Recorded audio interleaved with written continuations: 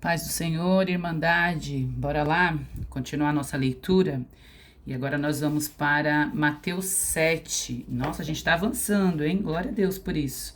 Vamos para Mateus 7 e agora nós vamos para a última parte do Sermão da Montanha, o sermão mais especial de todos, porque ele foi feito por Jesus, ninguém menos que Jesus. Vamos orar para a gente iniciar? Oremos. Ó Deus, santo, santo, santo, santo é o Senhor.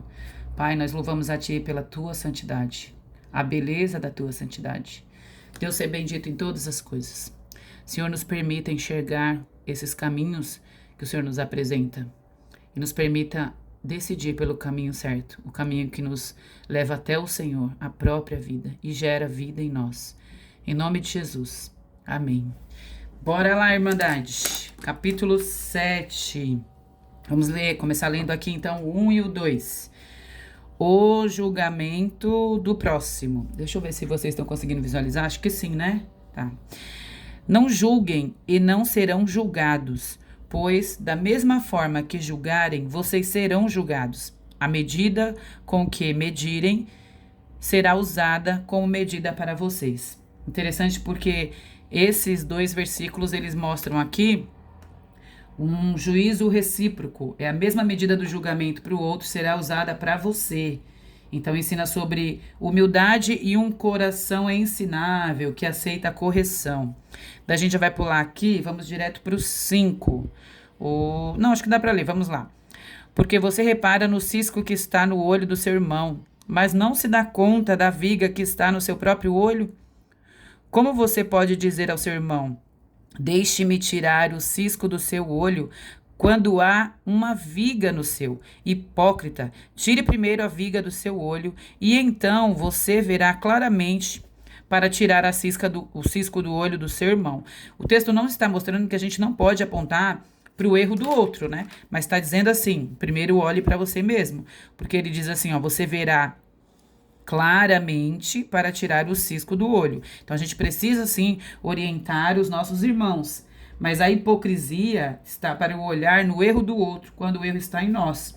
Hoje, essas ciências que estudam a mente humana, a questão psicológica, os nossos sentimentos e emoções, essas ciências afirmam que muitas vezes o que nos incomoda no outro é o que a gente está vivendo, ou é aquilo que está em nós. Então, às vezes, a gente está espelhando algo, né? Nós somos essas pessoas que precisam primeiro ser limpas para depois ver claramente tirar a viga do olho do nosso irmão. E o 6 continua assim: não deem o que é sagrado aos cães. Vamos circular aqui a palavrinha cães. E nem atirem pérolas aos porcos. Quem pensou que isso era um ditado popular, tá aí, ó. Não é ditado popular não, tá? Pérolas aos porcos. Ao caso contrário, estes as pisarão, e aqueles, voltando-se contra vocês, os despedaçarão. Quando fala assim no texto de cães e porcos, segundo Provérbios e Pedro, eram animais impuros.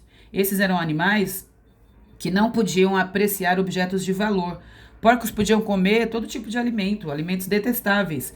E os cães se alimentavam até de carniça, né, irmãos? A gente vê isso ainda hoje em dia, esses cães de rua, né? Até de carniça. E no final ele ainda fala assim, ó, voltando-se contra vocês, os despedaçarão. Sabe o que isso está nos ensinando? Que quem não quer correção, ó, a gente não deve corrigir.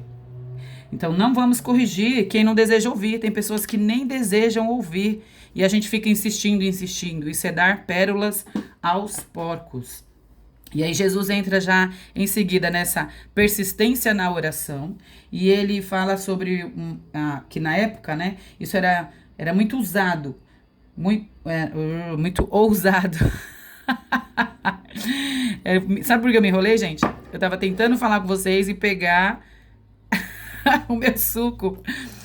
Eu falo para as meninas que isso aqui não é editado, é vida na vida. Umas irmãs estavam conversando comigo na igreja e é vida na vida. Eu sou mãe, eu sou dona de casa, eu trabalho fora, eu estudo, eu faço tudo ao mesmo tempo. E no vídeo anterior eu esqueci de trazer água. Aí eu fiquei falando aqui, falando e esqueci de beber água. E aí eu trouxe agora aqui um suquinho de uva com romã. Diz que é bom, né? Pra voz. Não vou mais me enrolar, já bebi. Dizem que é bom pra voz. Meu marido que me deu. Maravilhoso. E aí, isso não era muito... Era muito ousado, inclusive, né? Por quê? Porque naquela época, eles acreditavam nessa parte aqui da insistência da oração. Ele tá falando em receber um retorno, né? Em receber algo que veio dessa oração. E eles acreditavam que só homens de Deus, né? Homens de Deus ou pessoas especiais recebiam o que pediam, né? Então, por isso que isso é muito ousado. E Jesus fala sobre essa insistência. Depois ele vem aqui para o 13 e ele vai nos ensinar sobre a porta estreita e a larga. E ele fala sobre dois caminhos. Vamos ler o 13 e o 14? Diz assim, ó. Entrem pelo... Deixa eu ver se vocês estão conseguindo visualizar. Então, aqui em cima, né? Entrem pela porta estreita, pois larga é a porta e amplo é o caminho que leva à perdição. E são muitos os que entram por ela. Mas estreita é a porta e apertado é o caminho que leva à vida, e são poucos os que a encontram. E o que nós estamos fazendo aqui é escolhas. Então, isso aqui fala sobre escolher. E nós estamos escolhendo o quê? Escolhendo o caminho da vida. Aleluia. Glória a Deus. Estamos escolhendo o caminho da vida. Em seguida, ele vem para essa parte do texto que diz o quê? A árvore e o seu fruto. Lembra que a gente já falou um pouquinho sobre o fruto? Vamos ler a partir do 15 aqui, ó. Tenham cuidado com os falsos profetas. Então, ele já vem... Vamos grifar isso aqui? Falsos profetas. Eles vêm, né? Eles vêm a vocês vestidos de peles de ovelhas. Então, se disfarçam para ficar no meio do povo. Eles enganam, mas dá pra gente saber quem eles são. Por quê? Por dentro são como lobos devoradores, só que a gente vai saber como, aqui ó, pelos seus frutos vocês os reconhecerão. Então, nós vamos saber quem são esses lobos devoradores. Eles vão ficar parecidos com as ovelhas. A ideia é se disfarçar. Eles fingem que são, mas não são. Então, eles vão se disfarçar, mas quando eles começarem a produzir frutos, esses frutos vão ser reconhecidos. E aí, o texto continua até falando assim, no versículo 17... Aqui, 17, ó. Semelhantemente, toda árvore boa dá bons frutos, mas a árvore ruim dá frutos ruins. Uma árvore boa não pode dar frutos ruins, tampouco uma árvore ruim pode dar frutos bons. Toda árvore que não produz bons frutos é cortada e lançada no fogo. Assim, pelos seus frutos vocês... Vou até colocar outra cor, ó. Assim, pelos seus frutos vocês reconhecerão. Louvado seja Deus. Ninguém vai ficar enganado, não. Esses falsos profetas, né? Os lobos... falsos profetas, eles vão ser reconhecidos pelos frutos. É interessante que o povo judeu, os judeus, né, para reconhecer os falsos profetas, eles diziam que eram aqueles que não só se afastavam das escrituras, mas eles pregavam coisas diferentes do que está nas escrituras. Então, são pessoas que eles trocam a Bíblia por qualquer outra coisa e começam com, eu falo que são as invencionices, né? Agora vamos lá, passando para o 23. Então, eu lhes direi claramente, nunca os conheci, afastem-se de mim, vocês que praticam a iniquidade. Iniquidade aqui é mal, praticam o mal. Aí a gente tem que pensar assim, essas pessoas disfarçadas, né, esses falsos profetas, eles vão produzir alguns atos, alguns frutos. Podem nem ser frutos bons, mas vão enganar algumas pessoas. E no final, eles vão dizer, né, eu fiz, e não importa o que eles fizeram. Porque todo mundo, todo aquele que estiver diante do Senhor, vai ter a sua vida exposta. E não adianta fingir ali. Só que aqui a Bíblia está falando de uma prática, ó. Não é um ato isolado, porque nós podemos errar. Então, vou colocar aqui, ó. Nós podemos errar, mas não devemos permanecer no erro. Porque aí é que nos leva a essa iniquidade, prática de iniquidade. E nós seremos afastados aí do Senhor. O pecado nos afasta de Deus, né? Já é sabido que o pecado nos afasta de Deus. E aí no 24, ele vem falando do prudente e do insensato, justamente dentro desse contexto. Ele diz assim, ó: portanto, quem ouve as minhas palavras e as pratica é como o homem prudente. Olha que coisa linda. Ser prudente é o quê? Ouvir e praticar. Ouvir o quê? As palavras do Senhor.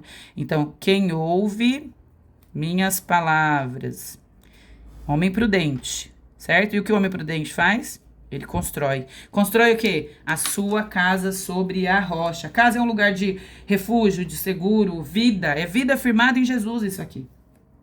E aí caiu a chuva, transbordaram os rios, sopraram os ventos e deram com ela, contra ela. E é isso aí que também, ó, eu vou até colocar aqui, é interessante. Contra aquela casa. Tudo isso foi direcionado contra aquela casa, mas o quê? Ela não caiu. Por quê? Porque estava alicerçada na rocha. Nossa rocha é Jesus. Precisamos estar alicerçados nele. No entanto, quem ouve as minhas palavras e não as pratica, e aí não adianta ouvir se não vai obedecer, né? É perigoso. E não as pratica é como o insensato. Quem é essa pessoa, então? O insensato. O insensato, ele constrói a casa sobre a areia. Por quê? Porque ele não pratica. Eu queria grifar só a linha aqui, ó. Ele não pratica. E aí veio as mesmas situações vieram, né, para essa pessoa, né? Vieram o quê? Chuvas, transbordaram os rios, ou seja, enchentes, sopraram os ventos, deram contra aquela casa, e ela caiu e grande foi a sua queda. Não é qualquer queda, hein? Grande foi a sua queda. Olha que coisa impressionante. Isso vai acontecer com todo mundo. As intempéries da vida vão chegar para todos. Então, as dores, dificuldades chegarão. Mas, se ouvirmos e obedecermos, nós não cairemos. Oh, louvado seja. Sabe o que significa isso? No grande dia nós estaremos de pé, diante do Senhor. Quando fala caído ou de pé, eu não estou nem falando quando todo joelho vai se dobrar, eu estou falando de estar na presença. Nós estaremos na presença do Senhor. Então, que o Senhor faça isso. Aquele povo ficou maravilhado porque ele falava com autoridade. Ele termina falando aqui em cima. E ele falava com uma autoridade diferente, porque era uma autoridade do alto. Não era a autoridade que os homens daqui têm, né? Era uma autoridade do céu. Então, louvado seja Deus, que nós possamos escolher o caminho da vida e que nós não permaneçamos nos nossos erros, nos nossos pecados. E quando chegar lá o tempo de dores, de dificuldades, de provação, aí nós seremos aquele que, por ouvir e obedecer, nós não vamos cair, nós vamos permanecer na rocha que é Cristo. Louvado seja o Senhor.